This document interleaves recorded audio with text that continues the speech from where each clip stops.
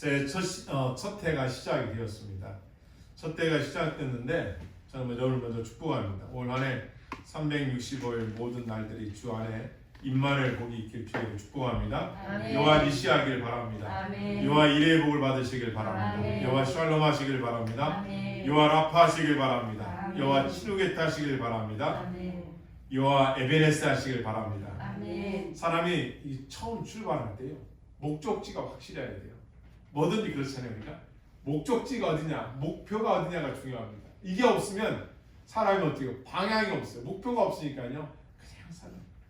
예, 그냥 내가 하는 대로 그냥 내 육체의 소유대로만 살아가요. 그러니까 뭐가 없어요? 똑같을 때 옛날이나 지금이나 어제나 이게 왜 그럴까요? 목표가 없으니까. 목표. 그래서 어떻게 목표를 우리가 365일 뒤에 이틀 지나 3일째 맞이했는데 딱 남은 기간 362일을 목표를 딱 정하는 거예요. 어디로 갈 것이냐, 어디로 갈 것이냐, 어디로 바라봐야 할 것이냐. 그래서 제가 하나님께 기도하면서 말씀부터 읽어봅니다. 따라하겠습니다. 예수님을 바라보자. 예수님을 바라보자. 예수님을 바라보자. 왜 예수님을 바라보느냐? 첫째, 예수님은 구원주라는 거예요. 누구시라고요? 우리를 죄에서 구원시키시는 분이에요. 아니 이거보다 더 값진 일은 어디 있어요? 그러니까 우리가 바라봐야 할 대상은 사람이 아니라 예수님이란 말이에요. 예수님을 바라보라는 거예요. 이게 가장 중요한 거예요. 자, 예수님을 바라보는 관점이 뭐냐 이거예요. 두 가지입니다. 하나는 뭐냐? 아브라함의 아들이 이삭이 있었는데요.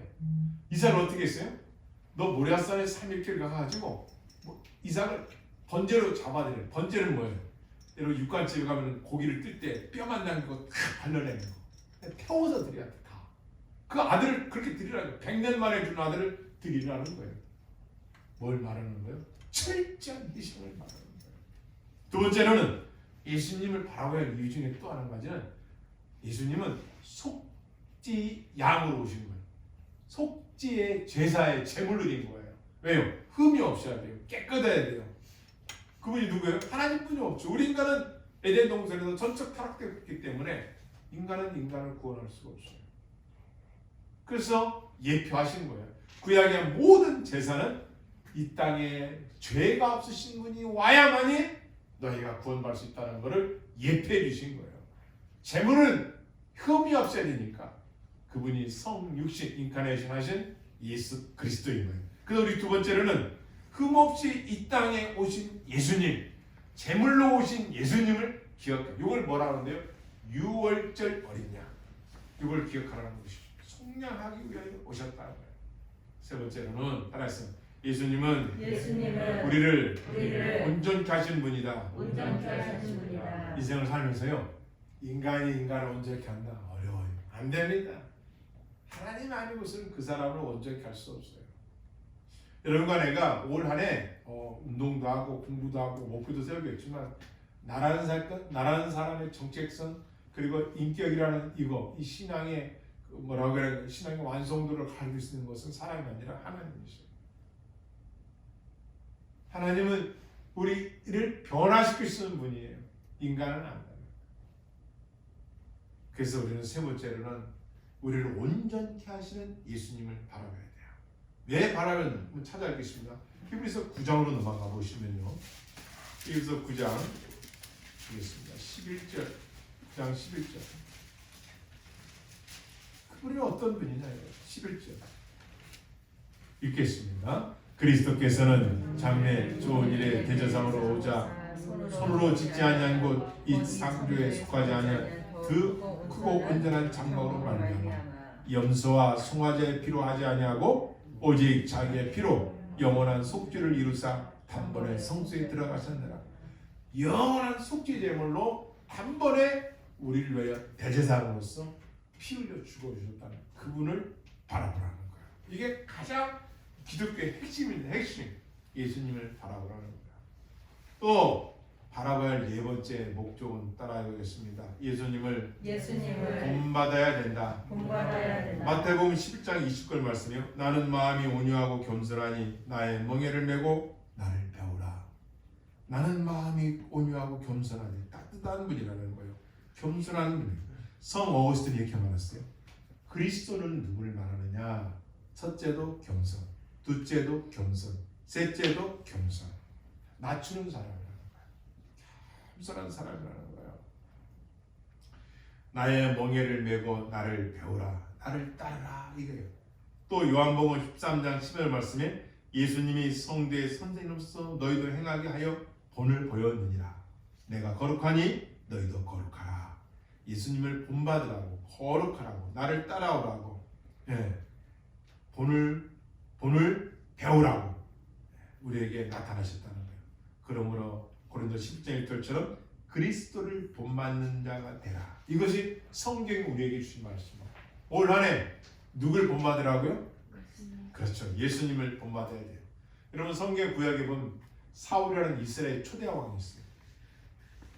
여러분 어느 나라고 초대 왕, 이야 어마어마하죠. 그 명예가 첫 번째 왕이라는 거예요. 40년의 역대 이스라엘 한 500년 넘는 그 많은 세월 속에 초대 왕이 뭐냐? 사울. 그것도 통일 왕국의 첫 번째 왕. 그런데 사울을 하나님 왕으로 삼으셨는데 왕을 달라고 하니까 사울과 삼아줬는데 사울은 어떻게 합니까? 아니 나를 왕으로 삼아주신 하나님을 바라봐야 하잖아요. 그런데 누굴 바라봐요? 자기 사위 다윗 시기질투 때문에 그 사위를 바라보고 거의 40년 중에 거의 13년 이상 다윗만 쫓아다니다가 실패하고 결국 죽고 말았어요. 아니 나를 직분을 주시고 나에게 집사 직분 주시고 나에게 성도란 직분 주신 하나님을 바라보라고 우리에게 직분을 줬는데 이걸 가지고 하나님 안 바라보고 사람을 바라보니까 어떻게 되는 거예요? 완성되고 온전해지고 성공할 수 있는 삶이 아닌 거예요. 그래서 성경은 누차 강조해요. 어려움이 오면 올수록 사람 바라보지 말고 누굴 바라보라? 주님을 바라보라. 그분을 바라보라. 이게 가장 큰 메시지 중에 하나입니다. 하나님을 바라봐야 거기에서 능력이 있고 하나님을 바라봐야 소망이 그곳에 있는데 사람을 바라보면 잠시 그때뿐이에요. 사람은 우리가 그렇게 말해요. 그리스도 안에서의 사랑의 대상자지 믿음의 대상자는 아니야. 이게 참 중요해요. 성경 우리가 누차 가르치는 겁니다. 그래서 너희는 그리스도를 본받아야. 그러니까 이 세상에 우리가 피조물로서 본받아야 할 우리가 따라가야 할 멘토 예수 그리스도뿐이라. 아멘. 여러분 올 한해 예수님을 바라보시면서 승리하시길 바랍니다. 아멘. 그럼 예수님은 누구시냐? 이거 중요하죠. 여러분한테 누군가가 질문했단 말이에요. 아니 당신은 어디 합니까? 회 나갑니다. 뭘 믿습니까? 아니 우리는 하나님을 믿습니다. 예수님은 누굽니까? 예수님이요 십자가에서 피 흘려 죽으신 분이에요. 그걸 믿음 구원받아요. 그렇습니다. 그분은 어떤 분입니까? 어떤 분이세요? 겸손한 분입니다. 뭐 이렇게 얘기하고 말 거예요. 정확히 하셔야 돼요. 뭐냐? 예수님은요 우리 인간과는 달라요. 뭐가 다른데요? 우리는 부모로부터 태어났지만 우리 예수님은 동정녀 마리아를 통하여 태어나신 분이에요. 믿으시기 바랍니다. 아멘. 중요합니다. 예수님은 성령의 역사로 잉태하사 동정녀를 통해 탄생하신 분이에요. 이거 뭐가 중요하냐면 이것은요. 하나님은 없는 무에서 이유를 창조하신 창조주 하나님이세요. 동정녀에게 하나님께서 성령으로 역사하셔서 어떻게 했어요? 성령으로 역사했어요. 그 동정녀 마리아 안에서 하나님의 역사로 잉태케, 수태케 하신 거예요. 그러니까 남녀의 관계로 아기가 태어난 게 아니라 하나님의 능력으로 동정녀 마리아를 통해서 예수 그리스도가 이 땅에 오시도록 만들어 놓으신 거예요. 하신 거예요. 그런 일을 하신 거예요. 할렐루야. 아멘. 네. 그게 가장 중요한 거죠. 왜요? 인간과 인간은 그 언약의 백성으로서 타락한 백성으로서 이미 우리는 죄가 전가됐기 때문에 인간과 인간 속에서 태어나는 아기는 다 죄인이에요. 그러나 예수 그리스도는 그렇게 이 땅에 태어나신 분이 아니라 동정녀, 남자를 알지 아니하고 처녀의 몸, 그리고 성령으로 잉태하셔서 성령의 역사로 잉태하셔서 이 땅에 태어나신 분이에요. 그래서 그 예수님은 첫째 인성을 가졌어요. 인성이 뭐예요? 배고프고 눈물 나고 울기도 하고 마음이 상하기도 하고 희노애락이 다 있단 말이에요. 안에. 그런 분으로 태어나신 거예요. 어디서 뚝 하늘에 떨어진 분이 아니라 저와 여러분이 태어난 것처럼 그렇게 태어나신 분이에요. 같이. 이게 또 중요합니다. 또 한 가지, 이 예수님은 왜 그럼 이렇게 태어나셨느냐? 이겁니다. 아담 후손들은 다 아담이 대표자예요.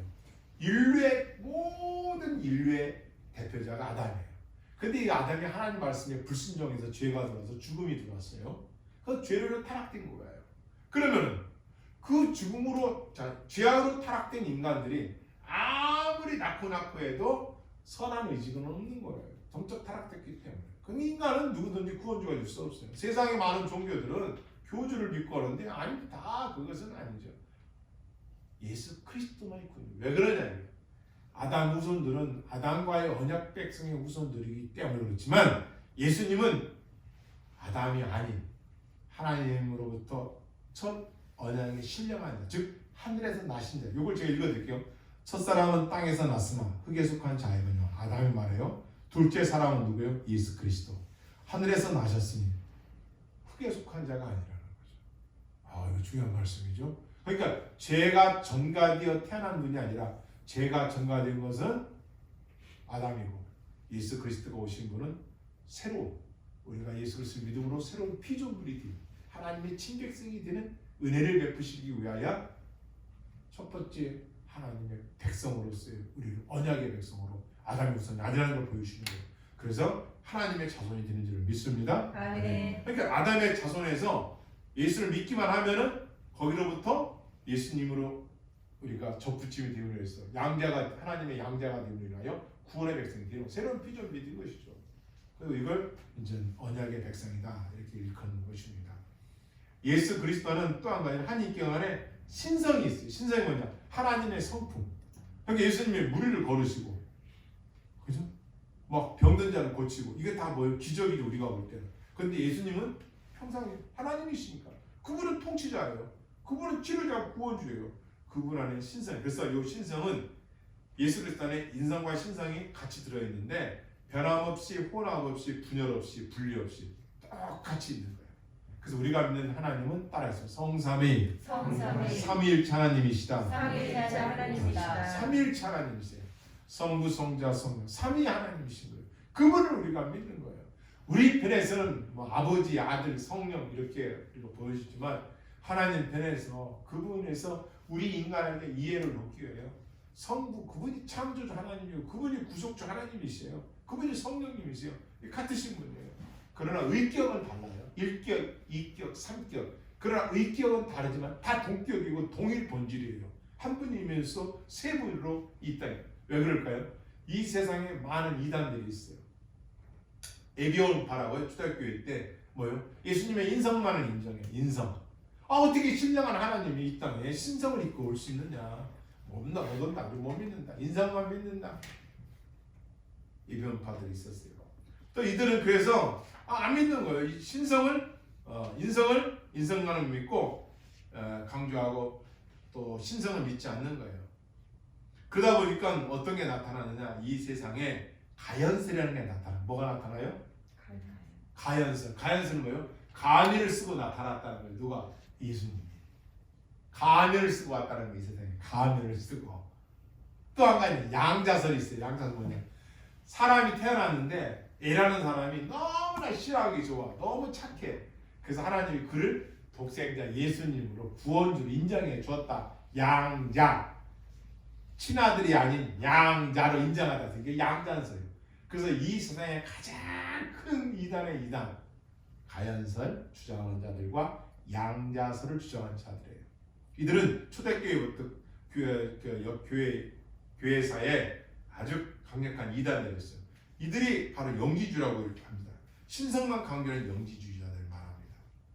이들이 뭘 말하느냐? 가연설을 말하는 거예요. 가연설. 로마 교회 때 마르키오라는 사람이 주장한 건데요. 육신의 가면을 쓰고 나타났다. 예수 그리스도는 신적 존재인데 잠시 땅에 육신의 가면을 쓰고 나타난 가연설. 육신을 입고만 오신 가연설. 다시 말하면 하나님 아니라는 얘기죠. 신적이고. 우리가 믿는 예수님은 전능하신 하나님들을 믿습니다. 아멘. 그래서 325년 니케아 회의에서 기독교로서 공인을 했어요. 그분은 신성을 갖고 계신 하나님이신 것을, 그러나 그 안에 우리처럼 인간의 몸을 입으셨기 때문에 인성, 희노애락을 같이 경험하시는 인성과 신성이 같이 계십니다. 또 451년 칼케톤 회의에서 그리스도가 참된 신성과 참된 인성 모두를 지녔다. 그래서 양성론의 기초를 이뤘다는 거예요. 예수님만이 인성이 있고 신성이 있다. 요거를 451년 칼케톤 회의에서 양성론자라는 것, 그 양성을 다 갖고 계신 분이라는 걸 완전히 기초하는, 인정한 그런 회의를 이뤘습니다. 그러니까 우리가 예수님을 믿는다는 것은 뭐예요? 그분은 인간 예수님을 믿는 게 아니라, 이건 현대 신학에서 말하는 거예요. 현대 신학은 인간 예수님만 말하니까 뭐가 없어요. 신상이 하나도 없어요. 능력이 없어요. 그러니까 그들은 복음을 전하는 게 아니에요. 그냥 역사적인 예수만을 그냥 소설 속의 어떤 주인공 전하듯이, 어떤 성인을 전하듯이 이렇게 전하는 거예요. 그러나 우리 프로테스탄트, 우리 기독교, 개혁주의, 제가 말하는 우리 교회는 이거예요. 뭐냐? 예수님의 신성과 인성을 다 믿는 그리스도인들이 모인 것인 줄 믿습니다. 아멘. 이게 가장 중요한 중 하나입니다. 그래서 우리는 그 예수님을 바라보라는 것이죠. 또 한 가지는 예수님은 이사야서 53장에 보니까 간고와 질고를 많이 겪으셔요. 다시 말하면 고생을 많이 하신 분이에요. 그런데 그 많은 사람들도 치욕을 당하고 제자들로부터 따돌림을 당하고 배신을 당하고, 하지만 주님은 조용히 잠잠히 모든 것을 참아내신 분이에요. 따라했습니다. 인내로서 경주하는 그리스도인이 됩시다. 그러니까 예수님을 본받아야 할 이유가 뭐냐? 예수님은 인내로서 경주를 했다는 거예요. 그 모든 걸 참아냈다는 거예요. 아까 우리 히브리서 13장 12장 3절 말씀은 왜요? 기쁨을 바라보면서 부끄러움을 개의치 아니하시고 승리하신 하나님 우편에 앉아 계셨다는 거예요. 다시 말하면 기쁨의 그날을 바라보면서 그 많은 민명과 그 많은 배신과 그 많은 아픔들을 다 감당하셨다는 거예요. 왜? 인내로서 경주했다는 거예요. 왜요? 속죄의 사역을 이루기 위하여, 우리를 구원시키기 위해서 그 많은 것을 참았다는 거예요. 여러분, 인생이, 우리가 여러분 직장생활 하고 계시지만 뭐예요? 그 월급이 인내의 결실이라고 그러잖아요. 참고 또 참고 인내한 그 보수를 월급으로 준다는 거잖아요. 그게 보상이라고 그러잖아요. 마찬가지로 우리가 비유가 좀 그렇죠. 이 땅에 우리가 신앙생활 열심히 잘 참고 잘 할 이유가 뭐냐? 반드시 우리가 하나님 나라에 상급이 있는 것을 믿으시기를 바랍니다. 또 한 가지는 예수님은 겸손과 말씀과 사랑으로 승리하셨다. 마태복음 10장 29번 아까 말씀드렸지만 겸손하셨다. 또 한 가지는요, 사랑으로 승리하셨다. 사랑으로 자기를 배신하는 유다 앞에서도 큰 소리 치지 않으셨고, 자기를 죽이는 빌라도 앞에서도 말씀으로 승리를 하셨어요. 자기를 거역한 자들을 향하여 예수님은요 다 참으셨다는 거예요. 그래서 12장 히브리서 12장 3절을 보겠습니다. 히브리서 12장 3절 같이 읽겠습니다. 시작. 너희가 피곤하여 낙심하지 않게 죄인들이 같이 자기에게 거역한 일을 참으신 일을 참아내신 예수님을 생각하라는 거예요. 그러면 우리가 이렇게 예수님을 본받으면 하나님 우리에게 어떤 복을 주실까요? 한번 따라갈까요? 예수 그리스도 안에 구와 명예와 생명이 있느니라. 그분 안에 다 들어있습니다. 부자가 되는 것도 생명도 또 명예도 다 예수 그리스도 안에 있는 거예요. 요 외에는 없어요. 이 세상에 주는 것은 잠시 잠깐이에요. 조금뿐이에요. 우리는 언제나 천국 소망을 가지고 항상 바랄 것은 예수 그리스도 뿐이에요. 저도 이 목회라는 걸 그렇게 배웠습니다. 목회는 뭐냐? 목회자가 하나님 사랑한 걸 성도들에게 보여주고 성도들로 하여금 하나님을 사랑하게 해야 된다. 이게 목회라는 거예요. 저는 그렇게 배웠어요. 여러분들이 하나님 올 한 해, 지난 살아온 한 해보다 올 한 해 얼마나 여러분 하나님을 사랑하는 걸 보여주라는 말이에요. 나는 이렇게 하나님을 사랑합니다. 시대가 어떻든 세상이 어떻든 코로나 이후에 어떤 일이 오든 간에 우리는 나를 구원하여 주신 그 하나님 앞에 나는 하나님 이렇게 사랑합니다. 나는 하나님을 이렇게 따르겠습니다. 이게 중요한 거예요. 난 여러분들이 그렇게 사시는 또 한 해가 될 줄을 믿습니다. 아멘. 사람은 누구나 이 땅에서 애착이 있어요. 자식에 대한 애착 가진 사람도 많아요. 물질에 대한 애착 가진 사람도 많아요. 또 자랑하고 싶은 이렇게 보물이나 보화를 가진 사람도 많이 있을 거예요. 그러나 이 세상을 애착하게 되면 하나님과 멀어지게 되어 있어요. 그래서 하나님과 가까이 되면 어떻게 해야 되는가? 육체의 소욕을 벗어 던지고 성령의 소욕을 따라가야 돼요. 할렐루야. 갈라디아서 5장 10절 말씀이요. 너희는 육체의 소욕과 성령의 소욕 서로 거스리는 것을 알고는. 그러니까 우리들 마음속에는 항상 성령이 원하시는 일이 있고 육체가 원하는 일이 있다는 거예요. 이거를 싸운다는 거예요. 그럴 때 우리는 성령의 소욕을 따라가는 거예요. 육체의 소욕을 따라가지 말라는 거예요. 왜? 부와 명예 하나님 안에 있다. 그러니 네가 하나 오지 말고 하나님께 경영을 하나님께 맡기고 너는 주님을 따라가는 거예요. 할렐루야. 아멘. 그럴 때 성령을 따라갈 때 우리는 영원한 승리로 살아갈 줄 믿습니다. 아멘. 날마다 자기 정력을 십자가에 못 박을 수 있는 것도 성령을 따라가야만 못 박을 수 있는 겁니다. 우리가 어제나 오늘이나 내일이나 영원토록 동일한 하나님을 따라가려면은 날마다 나를 저 복종시켰던 사도 바울처럼 성령을 따라 승리하시는 2021년 또 한 해가 되길 주님의 이름으로 축원합니다. 아멘. 기도하시겠습니다.